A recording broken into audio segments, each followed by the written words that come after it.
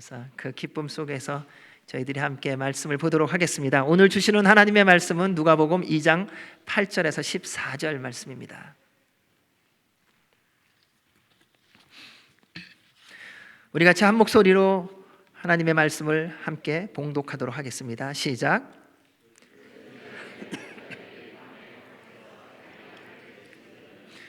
주의 사자가 곁에 서고 주의 영광이 그들을 둘러 비침에 크게 무서워하는지라. 천사가 이르되 무서워하지 말라. 보라, 내가 온 백성에게 미칠 큰 기쁨의 좋은 소식을 너희에게 전하노라.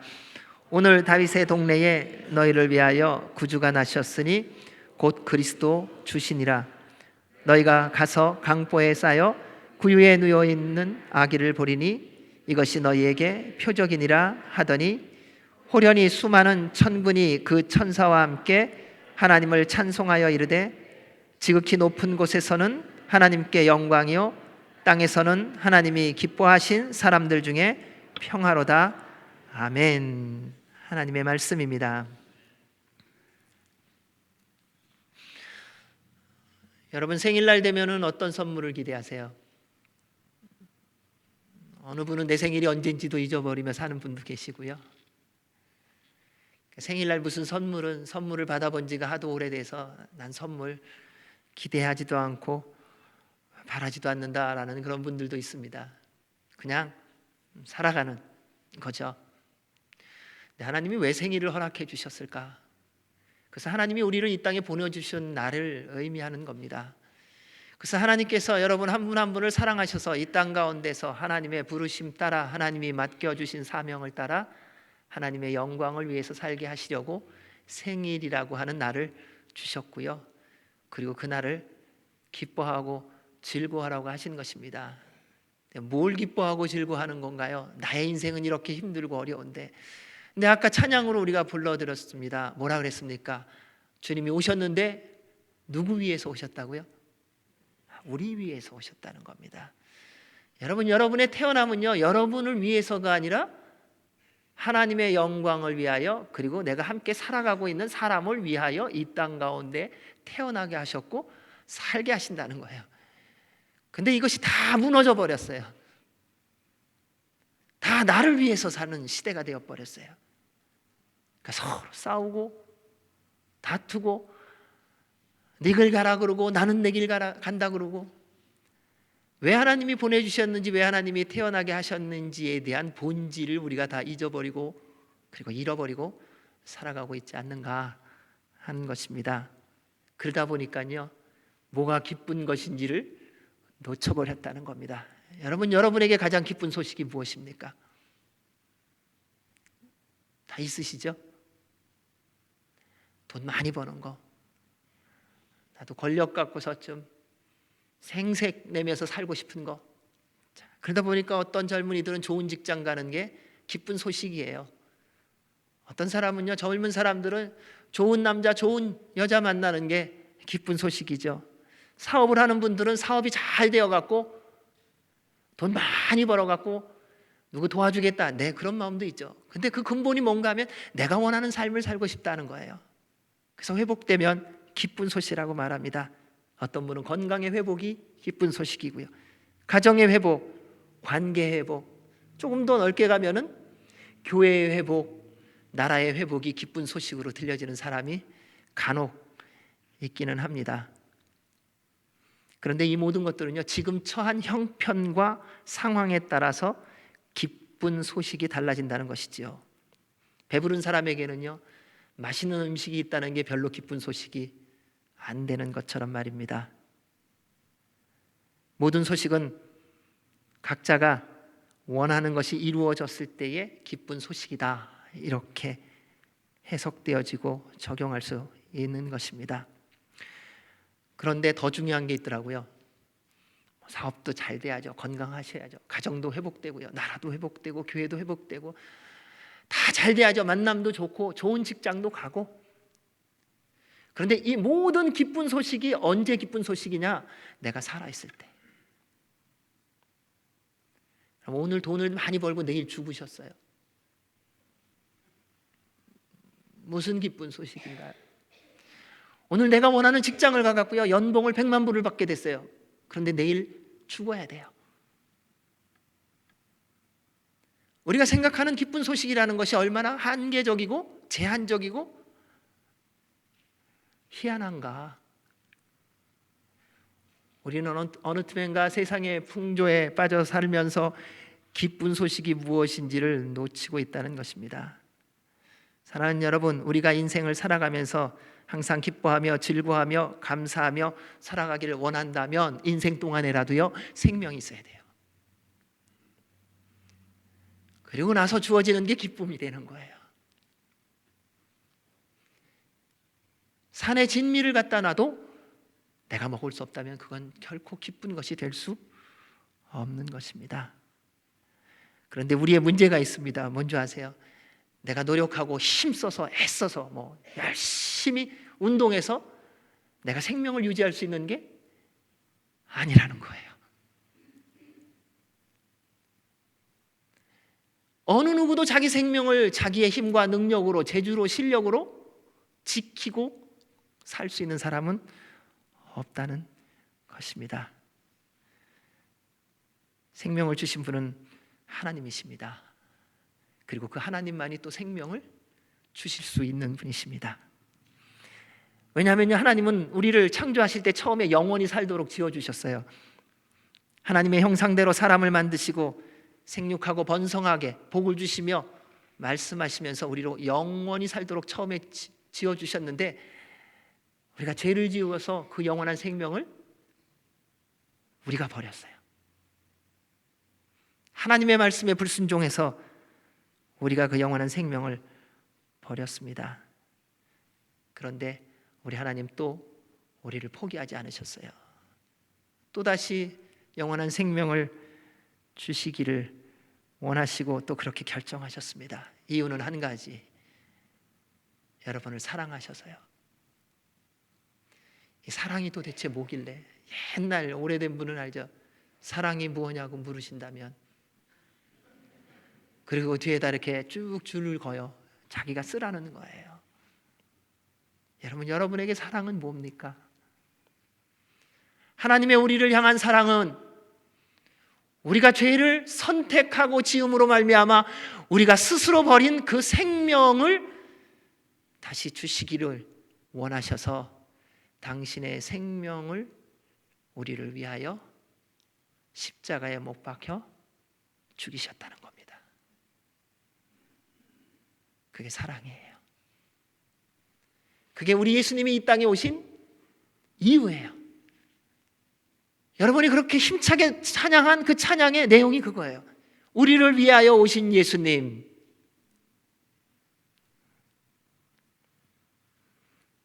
그 예수님이 우리를 위하여 모든 죄와 허물을 대신 짊어지시고 십자가의 길을 걸어가셨습니다.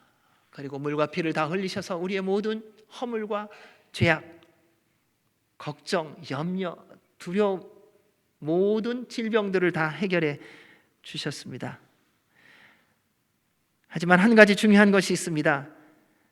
그 놀라운 기쁜 소식, 우리 주님께서 모든 인류의 죄와 허물을 대신 짊어지시고 십자가에 달려 죽으셨다는 그 사실을 믿는 자만이 다시 영원한 생명을 받는다는 겁니다. 여러분, 이게 그냥 지나가는 말이 아닙니다. 왜냐하면 믿음으로 주님께서 받게 하셨다는 이 놀라운 약속의 말씀은 이렇게 기록하고 있습니다. 우리 요한복음 3장 16절 17절 같이 읽겠습니다. 시작. 세상을 이처럼 사랑하사 독생자를 주셨으니 이는 그를 믿는 자마다 멸망하지 않고 영생을 얻게 하려 하심이라. 하나님이 그 아들을 세상에 보내신 것은 세상을 심판하려 하심이 아니요 그로 말미암아 세상이 구원을 받게 하려 하심이라. 우리에게 영원한 생명을 다시 주시려고 하나님께서 사랑하는 독생자 자기 자신 우리에게 보내주셨습니다. 이 소식은 영원히 모든 사람에게 가장 기쁜 소식입니다. 영원토록이요. 그런데 깨닫는 사람이 있고요, 못 깨닫는 사람이 있어요. 믿는 사람은 깨닫고요, 믿지 않는 사람은 못 깨닫는다는 거예요. 진리가 변질되지 않습니다. 진리가 사라지는 거 아닙니다. 이 기쁜 소식이 없는 거 아닙니다. 근데 누구에게는 없느냐면요, 믿지 않는 사람에게는 이 기쁜 소식이 없어요. 믿는 사람에게는 기쁜 소식이 된다는 것입니다. 언제 다 깨닫냐면요, 주님 다시 오시는 날 다 깨달을 겁니다. 그때 모두 주님 앞에 서는 날, 예수 그리스도가 우리를 위하여 이 땅에 오셔서 십자가에 달려 죽으시고 부활하신 것이 영원토록 기쁜 소식이었다는 것을요, 그 자리에 설 때 깨달을 거예요. 누가요? 모든 사람이요. 근데 여러분 참 복받은 분들입니다. 지금 그 기쁜 소식을 믿고 구원받았으니 얼마나 복된 삶을 살고 있는 것입니까? 그거 놓치지 마시라는 겁니다. 우리 구주 예수 그리스도의 이 땅에 오심을 믿음으로 기뻐하며 받아들이시기 바랍니다. 그거 다 들어서 듣는 거가 믿는 거 아니었더라고요. 믿으시라는 거예요. 나 그거 다 알고 있어. 아니요, 머리로 아는 것이 믿는 게 아니었더라고요. 예수님이 나를 위하여 십자가에 달려 죽으시고 부활하셨다는 것을 내가 믿어야 된다는 거예요. 내가 예수님을 인격적으로 만나야 된다는 거예요. 내가 그 예수님으로 말미암아 내 삶의 모든 기준이 하나님의 말씀이 되어야 한다는 것입니다. 그러면 영원한 생명의 기쁨과 즐거움과 영광스러움을 지금부터 누리게 해 주실 것입니다. 우리 주님께서 그 놀라운 일을 이루시기 위하여 어떻게 오셨나? 겸손하고 소리 없이 가장 낮고 천한 곳으로 오셨다는 것입니다. 이것이 예수님 믿는 사람의 모습이어야 됩니다. 사랑하는 여러분, 한 해를 마무리하고 새해를 시작하며 예수님이 왜 우리가 12월 25일 날 하는지는 모르겠어요. 근데 이러한 모든 것을 보면 그런 것 같아요. 주님의 사람으로서요, 한 해를 마무리하며 새로운 한 해를 시작하며 주님의 오심을 기뻐하며 우리가 어떻게 살아야 되는지를 돌아보고 다시 말씀 앞에서 점검해 보라는 거예요. 우리 주님이 왜 오셨는가? 주님이 오시는 그 삶을 우리가 알고 그리고 주님을 믿고 구원받았다면 이제 우리가 예수 그리스도를 따라 그분이 우리를 위하여 살아오신 삶의 모습대로 우리도 살아가야 된다는 거예요. 여러분이 태어난 이유는 여러분 때문이 아니라 하나님의 영광을 위함이고요, 지금 같이 살고 있는 형제 자매, 내 남편, 내 아내, 내 자녀, 내 부모, 이웃을 위해서예요. 주님이 그렇게 사셨듯이 말입니다. 그래서 그리스도인의 삶은 모든 현장에서 누군가를 섬길 때요, 겸손하고 낮아짐으로 섬겨야 합니다. 여러분 혹시 그런 분은 아무도 없으시겠죠? 주의 일을 할 때 잘난 체 하지 마시라는 거예요. 뭐 열심히 일하면서요, 내가 하면 이런 거 하지 마시라는 거예요. 그냥 겸손히 하시라는 거예요. 보이지 않는 곳에서 하시라는 거예요. 왜요? 주님이 우리를 위하여 그렇게 사셨기 때문에 그런 거예요. 다른 이유가 아니에요. 우리는 예수 그리스도를 닮아가고 따라가는 사람이에요. 아무도 우리가 배울 사람 없어요. 누구를 배우느냐? 예수님 배우는 거예요. 우리가 바라볼 존재는 아무도 없어요. 우리가 바라볼 존재는 오직 예수 그리스도밖에 없는 줄로 믿습니다. 그래서 그분 바라보면서 가시는 겁니다. 하나님이 독생자를 보내실 때 누구도 관심 두지 않는 곳으로 보내셨습니다. 가장 낮고 천한 곳으로요. 왜 그런가 하면요, 그곳에서 낮고 천한 데에 있는 사람들이요, 구원을 가장 간절히 기다렸더라고요. 먹고 살만한 사람은 잘 안 기다려요. 지금도 비슷하더라고요. 여러분, 먹고 살만하면요 간절하지 않아요. 주님 찾는데 그렇게 간절히 안 찾아요. 근데 가난하고요, 춥고요, 배고프고요, 힘들고요, 어렵고요, 도와줄 사람 없고요, 찾을 사람 없고요, 그러면 주님 찾게 돼 있어요. 근데 예수님이 거기 찾아가시더라고요. 그게 오늘 말씀입니다. 우리 8절, 9절 같이 읽겠습니다. 시작. 그 지역의 목자들이 밤에 밖에서 자기 양떼를 지키더니 주의 사자가 곁에 서서고 주의 영광이 그들을 두루 비치매 크게 무서워하는지라.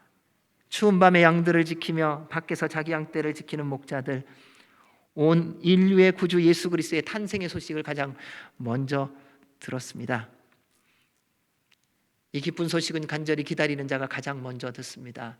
여러분, 예수님의 음성은 누가 가장 먼저 듣는가? 그 음성을 듣기를 간절히 원하는 자예요.